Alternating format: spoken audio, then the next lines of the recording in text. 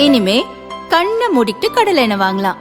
ஏன்னா மந்த்ரா கடலை எண்ணெய் இதயத்தின் தயாரிப்பு. வறுக்க பொரிக்க ஏன் எல்லா சமையலுக்கும் மந்த்ரா தான். மந்த்ரா கடலை எண்ணெய், அபார ருசி, ஆரோக்கியமான உடல் நலம்.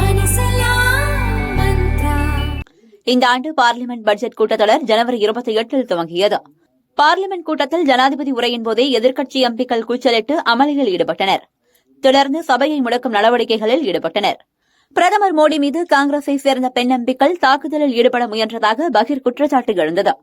ஜனாதிபதி உரைக்கு நன்றி தெரிவிக்கும் தீர்மானம் மீது லோக்சபாவில் நடந்த விவாதத்தில் பிரதமர் மோடியின் உரை இடம்பெறாமலேயே தீர்மானம் நிறைவேற்றப்பட்டது.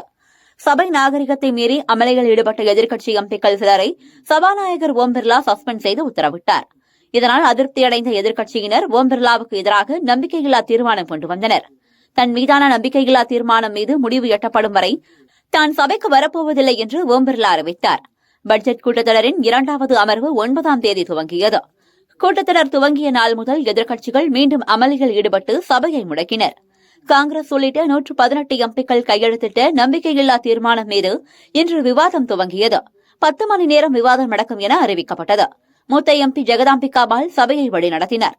காங்கிரஸ் எம்பிக்கள் கௌரவ் கோகோய், கே.சி. வேணுகோபால், மனிஷ் திவாரி, சுரேஷ் உள்ளிட்டோர் விவாதத்தில் தங்கள் கருத்துக்களை முன்வைத்தனர்.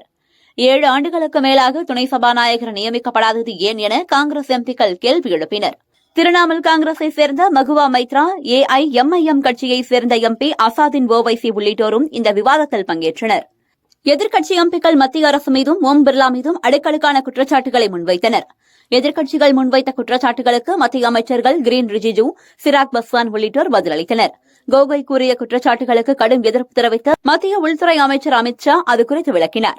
இன்றைய விவாதத்தின் போது சந்தியா ராய், கிருஷ்ண பிரசாத், தென்னட்டி, திலீப் சைகியா உள்ளிட்டோரும் சபையை வழிநடத்தினர். வழக்கமாக மாலை 6 மணியுடன் சபை நடவடிக்கைகள் நிறைவடையும் நிலையில் இன்றைய சிறப்பு விவாதத்திற்காக சபை 7 மணி வரை நீடிக்கப்படுவதாக அறிவிக்கப்பட்டது. தொடர்ந்து எம்பிக்கள் விவாதத்தில் பங்கேற்றுள்ளனர். லோக்சபாவில் என்டிஏ கூட்டணிக்கு பெரும்பான்மை உள்ளதால் எதிர்க்கட்சிகள் கொண்டு வந்த நம்பிக்கையில்லா தீர்மானம் நிச்சயம் தோல்வியில் முடியும் என பாஜக மற்றும் அதன் கூட்டணி தலைவர்கள் நம்பிக்கை தெரிவித்துள்ளனர்.